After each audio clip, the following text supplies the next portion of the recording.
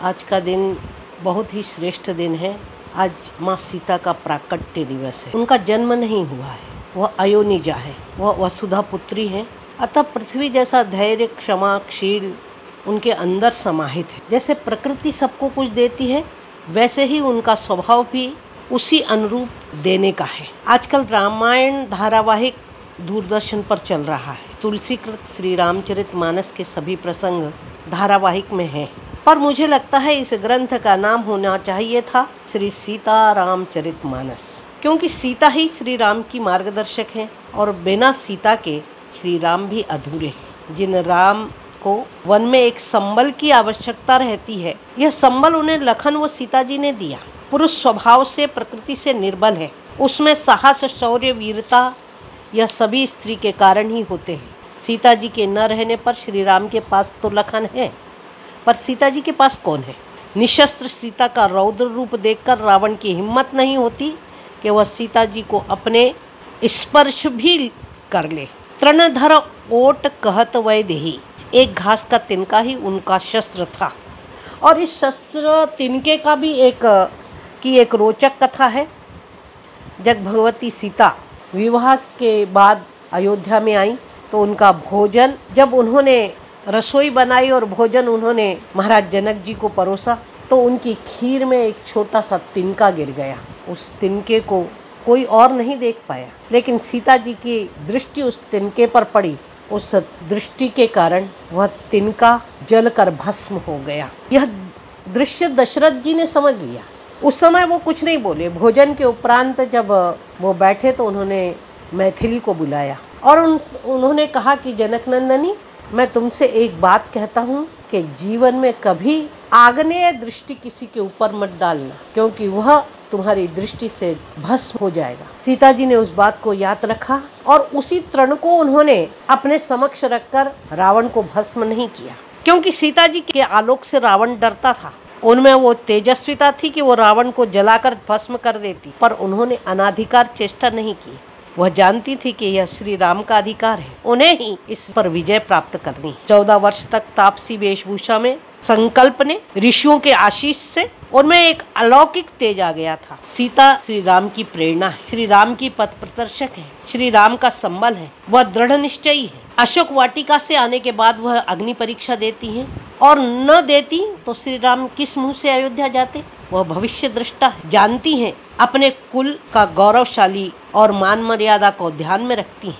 अभिषेक के बाद अयोध्या वासियों ने जिस प्रकार से सीता को लांछित किया, हम सब जानते हैं। भगवान श्री राम का साहस नहीं था कि उन्हें सब बताने का। उद्विग्न राम की मनोदशा जानकर उन्होंने ही अपने गुप्तचरों से पूरी सूचनाएं प्राप्त की कि राम के विषय में, उनके विषय में, उस अयोध्याधिपति महाराज के विषय में समाज में किस तरह की चर्चा चल रही है। और उन्होंने उस कटघरे में से राम को निकाला और स्वयं राम को छोड़कर जाने का निर्णय लिया। गर्भवती सीता का कठोर निर्णय सभी के लिए असहनीय था, परंतु उन्होंने राम को छोड़कर जाने में ही अपनी कुल परंपरा, गौरव को ध्यान में रखा। और उन्होंने श्री राम को बताया कि इस समय राजनीति क्या कहती है, राजा की भूमिका क्या है। प्रजा को सुखी रखना ही राजा का एकमात्र कर्तव्य है। और हम सब जानते हैं, नारी ही ऐसे कठोर निर्णय ले सकती है।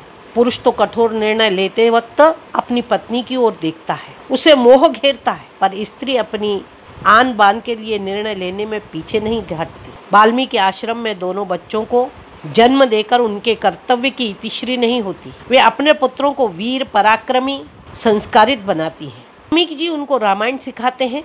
वे अपना परिचय अपने पुत्रों से छिपाती हैं। राम का उचित सम्मान उनके बच्चों द्वारा उनको मिले, यह पूरा प्रयास माँ सीता जी की तरफ से होता है। तो उस स्वरूप का वर्णन कर रहे हैं जिस पर चलने के लिए एक कर्म योगिनी समाज को प्रेरणा देती है। वह सच्चे अर्थों में वीर क्षत्राणी थी। वन ही उनकी कर्मभूमि था। उन्होंने महलों का सुख बहुत ही कम भोगा है। वह एक दृढ़ इच्छा शक्ति की महिला है, निर्भीक, साहसी, कर्तव्य बुद्धि पर चलने वाली श्रेष्ठ महिला थी। उनका जीवन अनुकरणीय है, रावण की दृष्टि से कभी विचलित नहीं हुई। कई बार अग्नि परीक्षा देकर उनसे वह अयोनिजा अपराजय होकर निकली। कितनी परीक्षाएं, अपने पुत्रों को उनके पिता को सौंपकर स्वयं धरित्री में समा गईं। ऐसा उज्जवल निष्कलंक जीवन के साथ परिहास समाज को यह दृष्टि देता है कि स्वाभिमान की पराकाष्ठता तक संघर्ष करो और उस विकृत समाज को बता दो कि मेरा अस्तित्व और व्यक्तित्व दोनों ही उस परम शक्ति के ही स्वरूप है। अपने बच्चों को ऐसे संस्कार दिए, ऐसा वीर पराक्रमी बनाया कि भगवान राम के राष्ट्रीय यज्ञ के घोड़े को बांधकर उन्होंने उनकी चतुरंगी सेना को धाराशाही कर दिया। यज्ञ में श्री राम माता सीता को इसकी स्वर्ण प्रतिमा के साथ यज्ञ में बैठते हैं। ऋषि के आग्रह पर माता अयोध्या आती हैं तो पुनः उन्हें अग्नि परीक्षा के लिए कहा जाता है। तब सीता सीता नहीं वैदेही बनकर कहती हैं, स्त्री की कितनी परीक्षाएं, अब बहुत हो गया, मैं इस समाज के अपमान को और अधिक सहन नहीं कर सकती। अपनी धैर्यशीलता खो देती हैं और पृथ्वी से आह्वान करती हैं कि माँ अब और नहीं, मुझे अपनी गोद में ले लें। उनके उस प्रचंड रौद्र रूप से पृथ्वी हिलने लगती है। यह माँ का स्वरूप है। धरती फट जाती है, सीता माता उसमें समाहित हो जाती हैं। श्री राम अपराध भाव से स्वयं लज्जित हैं।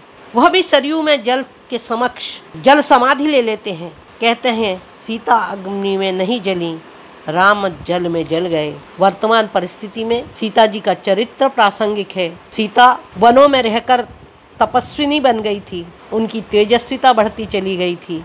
एक बार जब ध्यान में आती है कि रावण ने सीता का हरण करने के लिए उनका स्पर्श किया तो उसके मन में काम नहीं था, ईर्ष्या थी, क्रोध था। क्रोधित व्यक्ति हमेशा क्षमा का पात्र होता है और उसी समय उस दारुण स्थिति में सीता जी अपने मार्ग का संकेत दे रही हैं। वह बुद्धिमती हैं, लेकिन अग्नि परीक्षा के तेज में तेज भस्म नहीं होता, इसलिए वह बार बार अग्नि परीक्षा में सफल होकर निकलती हैं। एक बात, आज जो विषय है, पूरे संसार में विचित्र स्थिति चल रही है, कारण ही यह वैश्विक बीमारी फैलती जा रही है। इसलिए सीता माता का चरित्र वर्तमान समय में भी केवल एक ही आराध्य है हमारा, और वो है भारत माता, सीता माता। राष्ट्र का एक ही चिंतन हो, एक ही धर्म हो, एक ही धुन हो कि राष्ट्र विजयी हो हमारा, संकटों पर मात करिह, राष्ट्र विजयी हो हमारा।